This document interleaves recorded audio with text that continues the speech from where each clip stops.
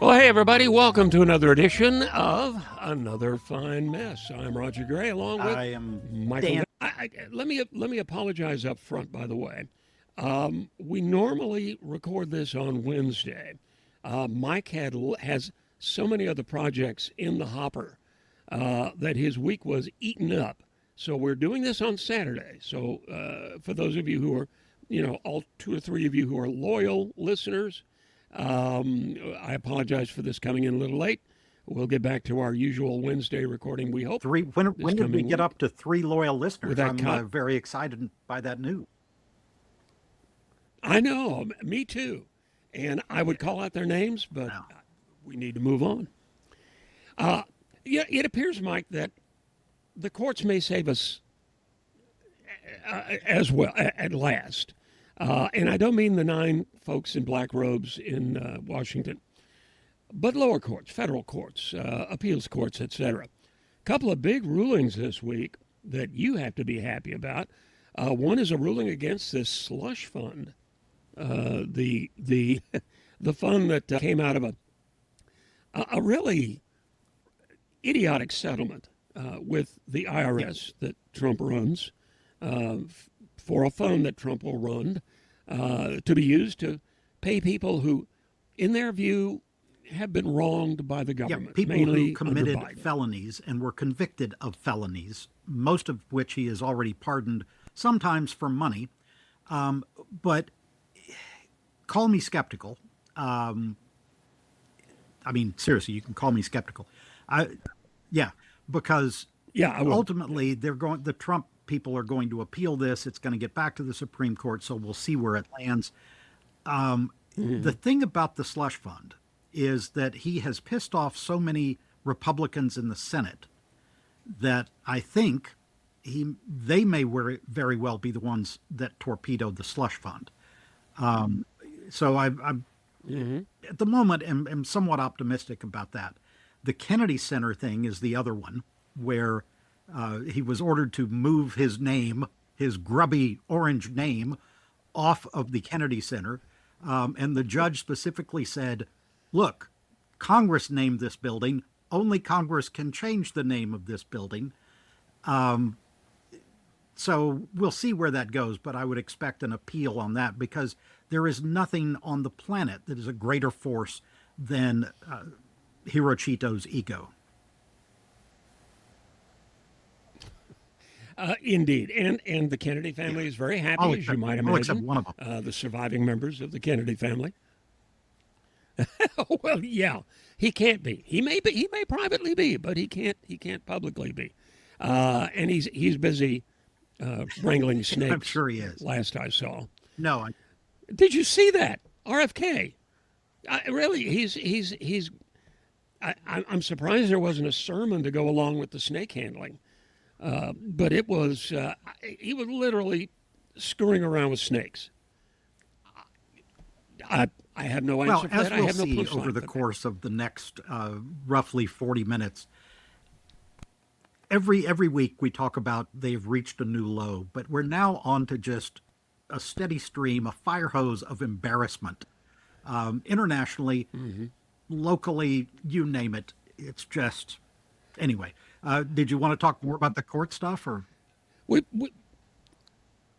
no, I'm very happy with those 2 rulings, and we'll see what happens.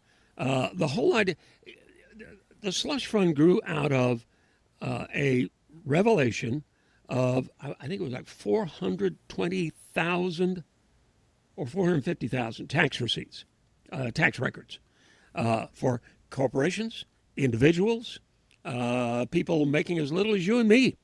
It wasn't just Trump. And it was all leaked to the public. And the guy that did it, you were right, he was a contractor.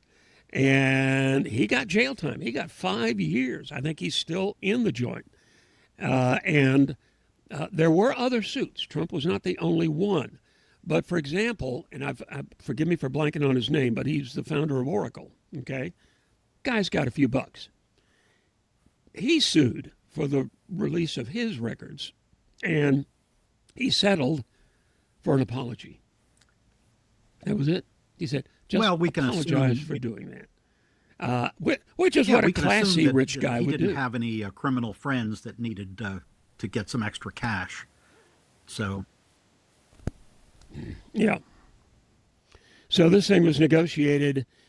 We should also point out, if it does go to the court, Samuel Alito's son works in the of Justice course he Department now. does. In the note, No, I'm sorry. Forgive me. Forgive me. Treasury Department. It was Comey's daughter who worked in the Justice Department. yeah, She, of well, course, got fired.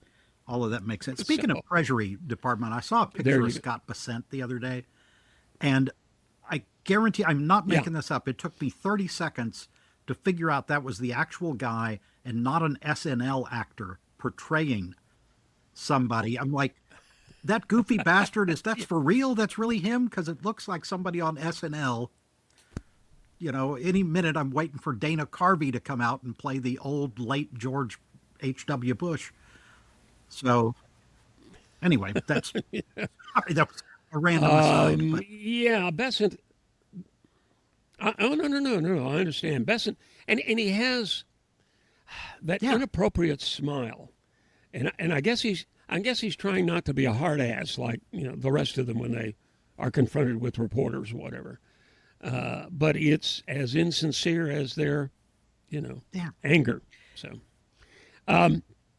moving on real quickly, because I know we want to get to immigrants and the Freedom Concert, Yes. Freedom 250, and you have.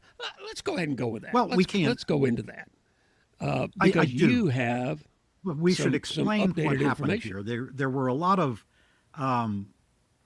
nostalgia kind of performers that had signed up to be there, and all of them have bailed because they found out that Freedom 250 was not the nonpartisan America 250 celebration, and all of them. Yeah, we should explain. That's the official congressionally authorized commission established, Yes. back in 2016, to lead the celebration for the 250th birthday of the Declaration of Independence. It was to be inclusive, nonpartisan, and nationwide. The Freedom 250 Yeah. is a Trump event, and it centers heavily on Trump's branding And and all these vision. people, and we're talking Martina McBride was probably the only currently viable artist that was signed up. The Commodores, Well, they still have well, They they still have have. Milli Yeah, Vanilli. I'll Yeah. get to that. The Commodore, No. They had, no. Excuse me. no, Vanilla Milli Ice. Earl Vanilli. You were Vanilla. right the Yeah. first time, but only half of them because Oh, okay. one of the Milli or Vanilli, one of them died several years ago, and then the rest of the group Okay. was not happy about this.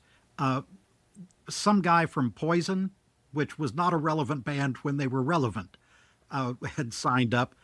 The Yeah. Commodores, without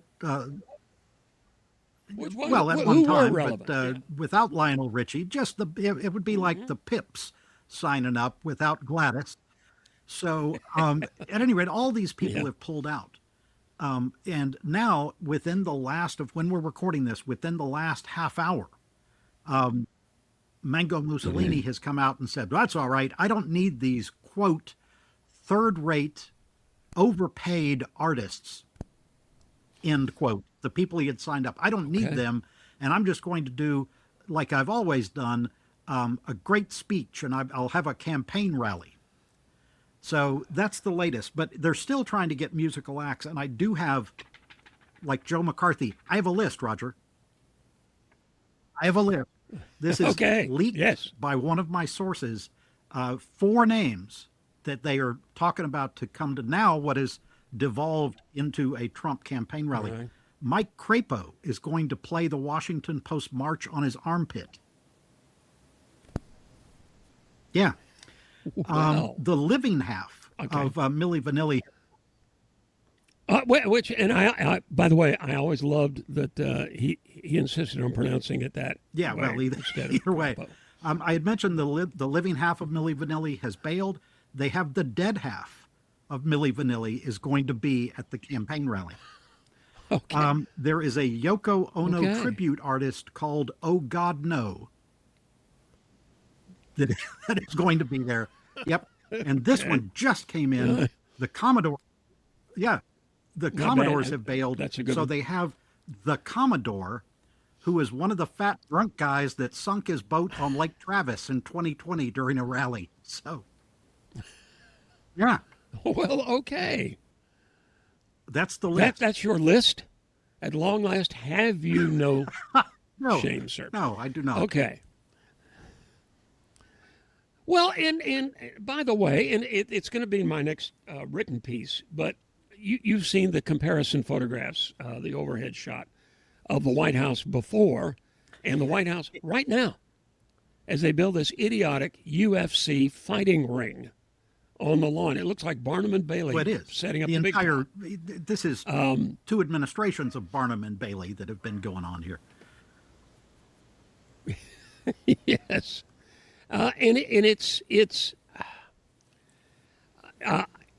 It's like the neighbors move in next door and just ruin the place. Some people have taken to calling it, no offense to anybody, the white trash house now.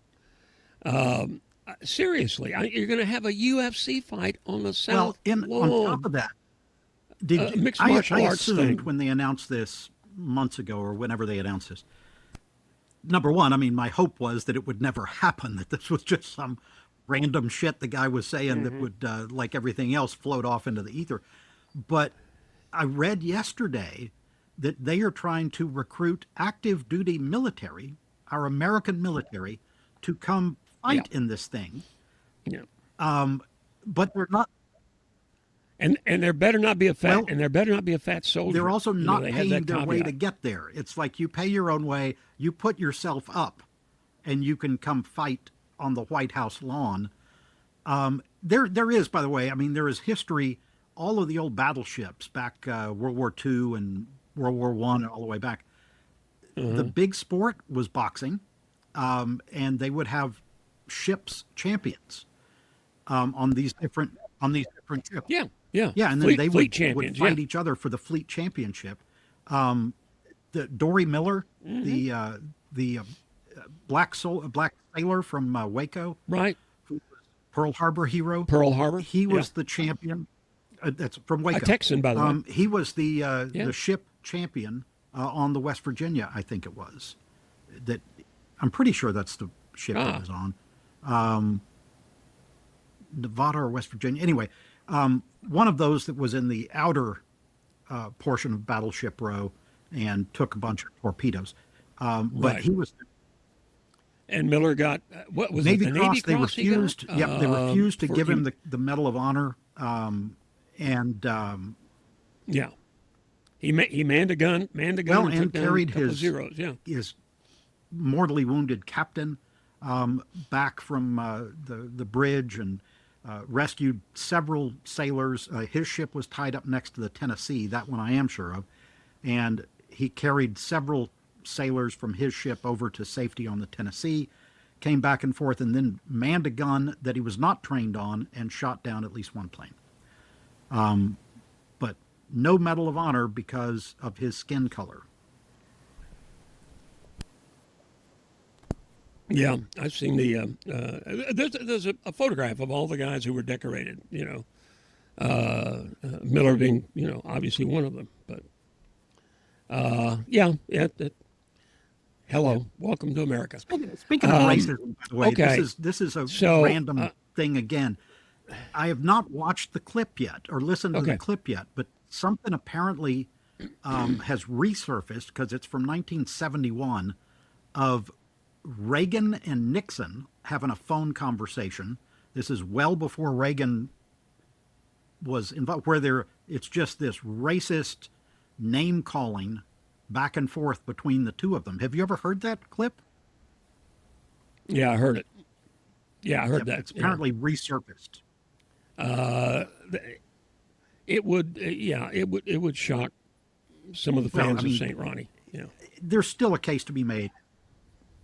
Well, shock. Shock There's some, still a case to be made that he did more damage to this country than the current occupant, because without Reagan and without what his administration did, you would not have the current occupant.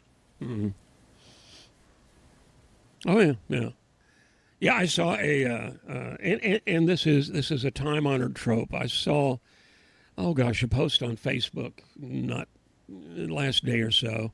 Somebody again tiresomely pointing out, well, the Democrats favored slavery. The Democrats started the KKK. The Democrats blah blah blah, and all of that is indeed true. A Well, hundred years 150 ago, years ago, if we want to nitpick, things are 150 years ago, by yeah, 100 years ago, yeah, by things 100 things years are a ago, little the different. parties had, Yeah. well, one party had switched over because you went through a period where both parties were, you'd be hard pressed to make a case for them supporting the little guy.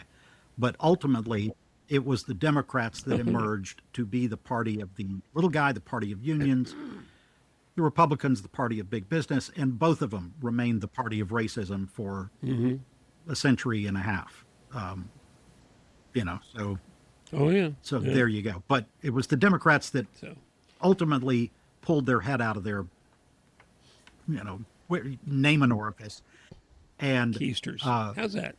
Yeah. got on the right side of history at some point. But not until LBJ, pretty much, when he was in the Well, Senate. and one has to, if you're looking for a modern counterpoint, who has spearheaded basically the destruction of the Voting Yeah, Rights well, Act? yeah, and those Hello. people. I mean, Yeah. LBJ, after they passed, we're going down a long tangent here on history, but after they passed the Civil Rights Act and the Voting Rights Act, he made the comment. He said, Yeah. "We, meaning the Democrats, have lost the South for a generation." Well, it's more. It's more than It's one been more than generation. one generation. But all of those Dixiecrats Yeah. turned around and left and went to the Republican Party. Strom Thurmond, top of the list. The original Dixiecrat became a Republican. So, at any rate, yeah, forgive me, I started that tangent with the post that I saw. But let's move on to one issue. Well, before we do, let's get in quickly. Tallerco and Paxson. We now have a race. Since our last get together, Paxton won the nomination. No surprise there. And it's going to be interesting with him and Massey and gosh, who's left? Tom Tillis, all the people Trump has basically crapped on. They still have several months to serve. So we may be a little surprised at some Yeah. of those votes. But Paxton, who is, as everybody knows, No, corrupt. ethically He's challenged, corrupt. He's not is going to ethically face challenged. He is James. corrupt to his core. Yeah, I understand.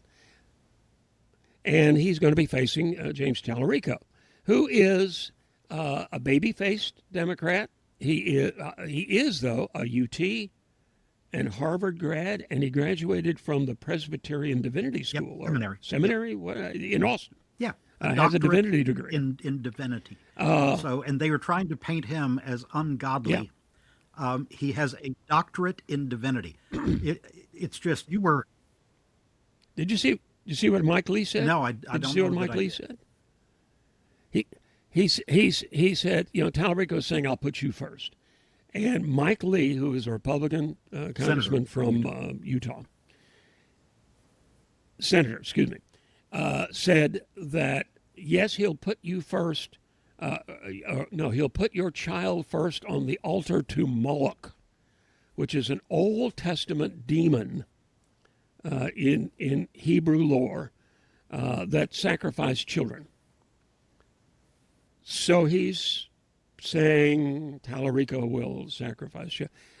Stephen Miller, already said Tallarico was the first trans Democrat elected to He is represent the out of. I party. mean, all of they are all He out literally of their said that. minds, and I'm absolutely certifiably out of their damn minds. Did you see when Miller put that out there? The one of the women working for the Democratic Party tweeted back at him and said something about "shut up, you Yeah. ugly fuck," and immediately all these people start coming back and they well, you're ugly, and then pictures of her emerged, and no, she's not. She is gorgeous. And then there was a picture that Yeah. I saw earlier today. Somebody posted because someone had given her a cake that said she had gone after Timu Hitler, and it said, "And your Well, they went after her yeah, also because she was yeah, unmarried. Well, she's now engaged. yeah." I She's mean, about to get married. yes, Yeah. Another unhappy Democratic woman. Yeah. But look, this is I found a couple of quotes from Barry Goldwater that I included in a piece a couple of weeks ago, and how things have changed. Barry Goldwater was considered an extremist in 1964, I guess. Yeah, Goldwater was obviously up against LBJ, and he obviously lost. But Goldwater was considered a well, radical Republican. He sounds let's incredibly be moderate fair. by today's standards. He lamented the right wing ever, including religion, in their campaigns and in their governing. He did not like the idea of mixing I the two. I agree with him on And that part, but let's face it, yeah, Goldwater was hardcore against the Civil Rights Act, and very very much pro yeah, no, I segregation. understand. So defending him as some sort of moderate, I think, is way that's several miles too far. It's only by comparison with a lot of the things we're hearing today. A lot of the Christian nationalism and all of that, the stuff from Hexeth and the rest of them, even if it did come from Pulp Fiction. So yeah, but his concern. Look, Billy Graham was a big Nixon supporter, and he came to regret that. That was I began that article with a quote from Graham that no, don't Yeah, don't get involved. Basically saying Jackie they'll break your Robinson. heart. and Jackie and Robinson was a Nixon supporter in yeah, '60 when during the Nixon Kennedy race, hmm and then he bailed because he had personal conversations with Nixon and his team, and he's like, "Yeah, no, these people are not for civil rights at all." So I'm out of here. But that yeah, but yeah, that number branded 42 out. Yeah, Jackie in much of the black community for the rest of his life. There was a very bitter feud between Jackie Robinson and Malcolm X over him supporting Nixon. yeah. Well, I can understand that, and but anyway, so that's part of the getting back to the Sorry. Tallarico thing. Part of the deal is going to be he's a low testosterone Jesse Waters on Fox, the most punchable face on television. Talked about Tallarico's unmarried, but he has a girlfriend that I think they've been dating for 4 years. He's having trouble making up his mind, I guess. But Tallarico talked about he's not revealing the everybody in Austin apparently knows who she is. She used to be the I think chief of staff for another member of the legislature. Waters is talking about his not fake at all girlfriend. So that's the tack they're going to take, and we'll see if it'll catch traction with the MAGA folks. I'm sure, but come on, people. Yeah, low Tallarico hasn't done himself any testosterone. I favors. just want to jump in. Some Low of his testosterone apparently means you don't have multiple mistresses at the same time, and you're not going through a biblical divorce. So whatever the yeah, hell that means.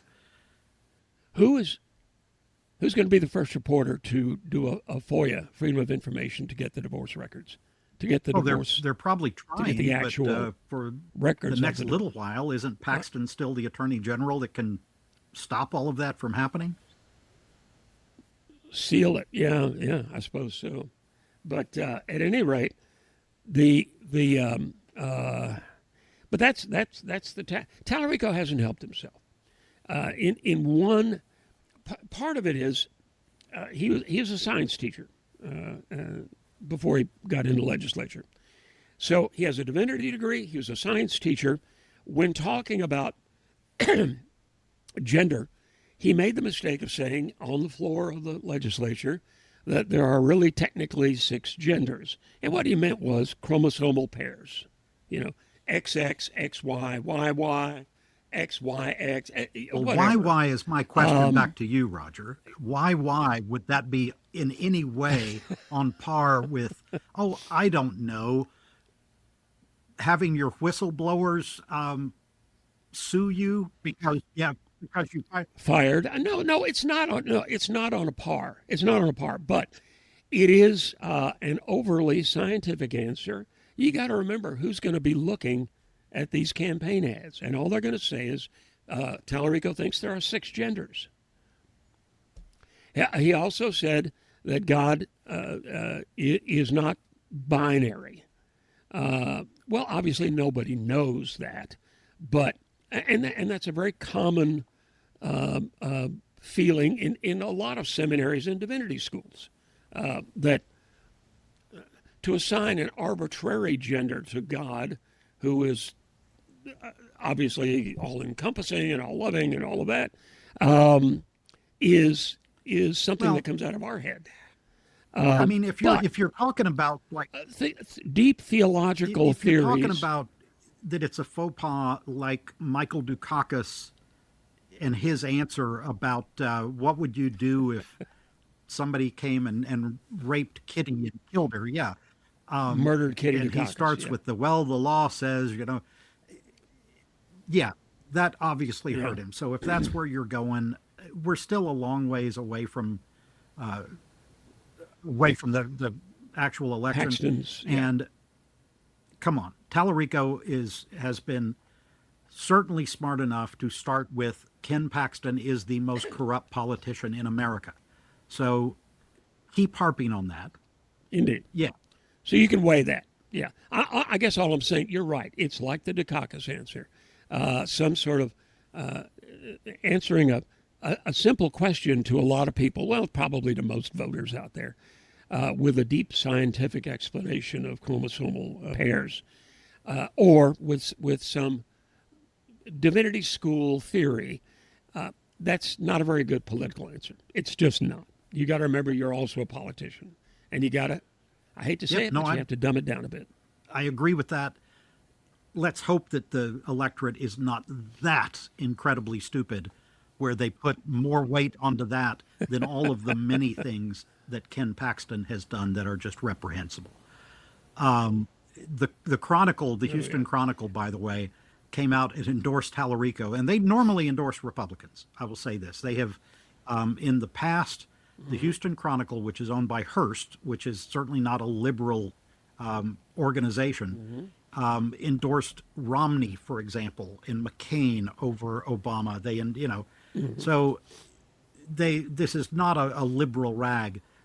Within hours after the call of the Republican primary, they came out and said, this is a no-brainer of a choice, and Paxton is not qualified to hold any elective office whatsoever. And they're going to pour enough money in that he may win. He may well win. The odds are still, I think, in red Texas in his favor, but they're going to have We'll to spend see. a And that was, lot of like we money said last week, to that overcome was what Lindsey Graham was his bitching past. about, among other things, the fact that his taffeta got wrinkled. But at any rate, we got to mention, because we have a lot of other things on the list here, but the $250 bill. Mm-hmm. So Yep. they Yeah.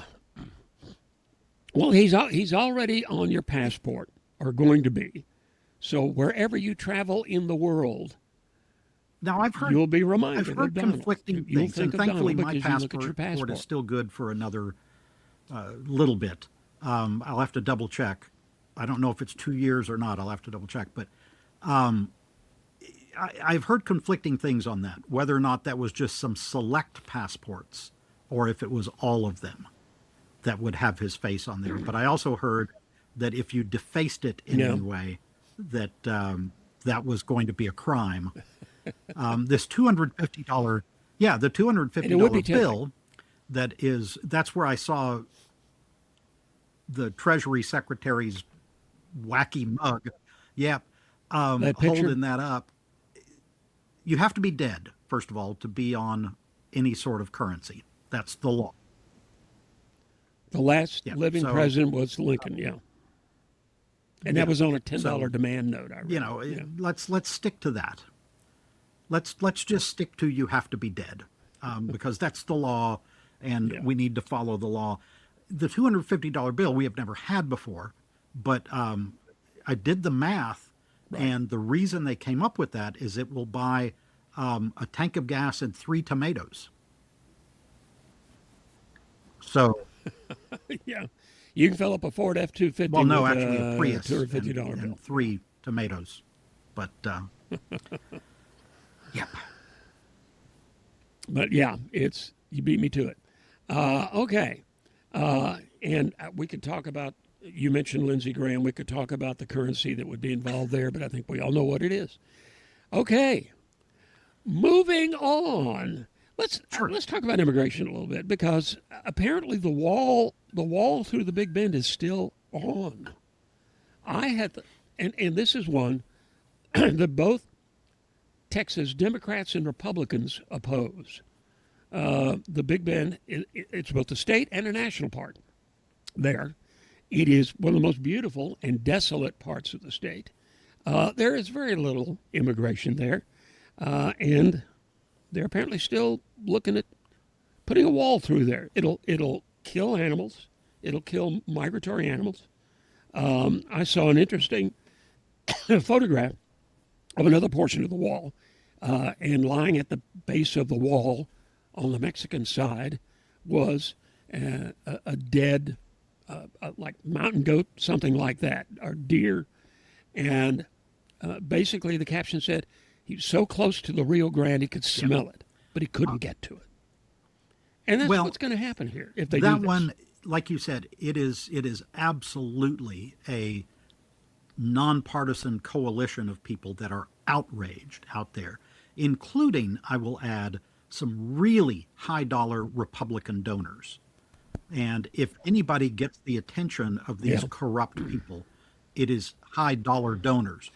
The wall is there Yeah. for it's certainly not effective. It is there for like a No. talking point that, here's what we're doing to stop this immigration. But beyond that, And by the way, if it stops at El Paso, uh, yeah, you go to the end of the wall it and is go around. also, If it's a it's 20-foot also wall, you build corruption in and of 21-foot itself, ladders. because they're throwing huge amounts of money at these different firms that are actually building the wall. So it's just like anything that this administration does, you can start with corruption and there will be a case there to begin with. Immigration, by the way, I was going to say, Go ahead. it was not until the 1920s that there were any restraints on immigration from Mexico and from Latin America into the United States. We didn't. The first immigration restraints we had in this country was to stop the Chinese from coming into the West. So it started with Asians coming in to work, being brought in to work by brokerages on railroads and in mines in the West. And there still was we put all these other restrictions out there, but we still didn't have restrictions on Mexico and the rest of Latin America until the 1920s. And there's this conference that I was at, the reason we didn't record on Wednesday. There was an interesting book that I picked up about a guy named William Hanson, who was an immigration official. He had been a Texas Ranger back during the days that they had the absolute worst of their reputation, when they were murdering both Mexicans and Mexican Americans by the hundreds. But William Hanson left Yeah. that Ranger group and went over to immigration and I haven't finished the book yet or anything, but I was just kind of flipping through it and ran into this bit where he was working with the Mexican government. And that's a whole nother conversation about the U.S. backing factions in the Mexican Revolution. But they were basically killing Yeah. off. Immigration Service was helping kill off some of the revolutionaries that were not in good stead in Mexico that had come to live in Texas. Right. So I'm not saying that Not correct. I'm not just saying Villa that and there's Zapata. Yeah. that level of corruption now, but it has always been Yeah. a really questionable political agenda when you're talking about. Well, let me toss out a couple of things because there's been so much misinformation from the government on this immigration policy. There's new research from the Yale Budget Lab, and it shows that the productivity costs of slowing down authorized and unauthorized immigration, they're doing both, could outlast any single administration. Even a temporary slowdown could leave the U.S. with as many as 4.6 million fewer working age people than would otherwise have had by 10 years from now, 8 years from now. That's a gap that'll persist for decades. They estimate that the economy, the productivity could be lower by between 0.25% and 0.44% by 2052. That depends on how severe that reduction is. It'll slow business. It'll slow job growth. A lot of these job creation figures that we see will be basically invalid because you have to account for the smaller workforce.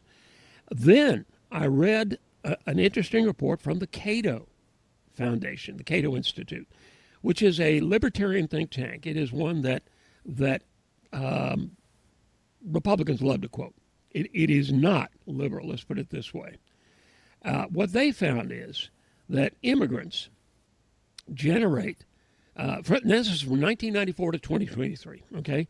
Immigrants generated roughly $100,000 on average more in taxes per capita than the average American, the average U.S. born person.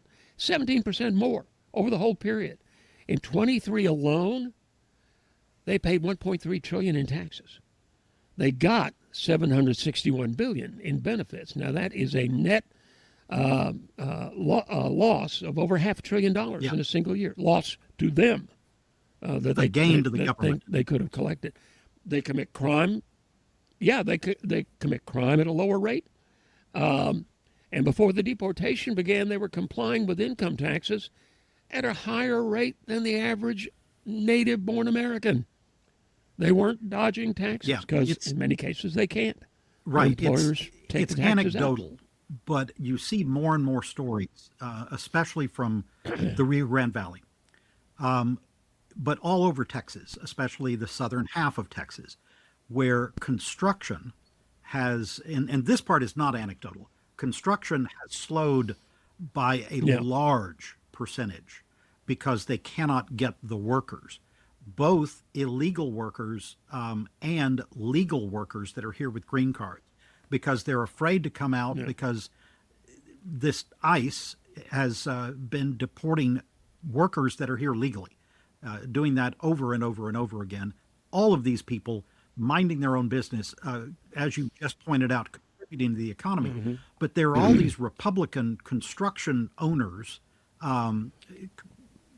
small businessmen and women, I'm assuming, that voted Republican last time, both in congressional and presidential elections, Sure. and are regretting that and going, they have turned on us, ruining my business. They are hurting my livelihood.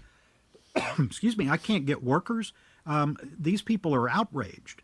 And for that reason, I think that some of these redistricted, gerrymandered, absurd districts that the Texas legislature has come up with, I think they're going to be surprised at some of those South Texas ones that I think are going to flip back and not be what they were expecting, and it's because of exactly what you just outlined with the stats.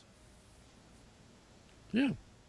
Well, and you can add in the ag industry. You can add in the hospitality industry. You can add in medical hospitals. They depend on foreign labor in many cases. Yeah, In a lot of cases, quite frankly, we're going to see the result in prices. We're going to see the result in loss of jobs.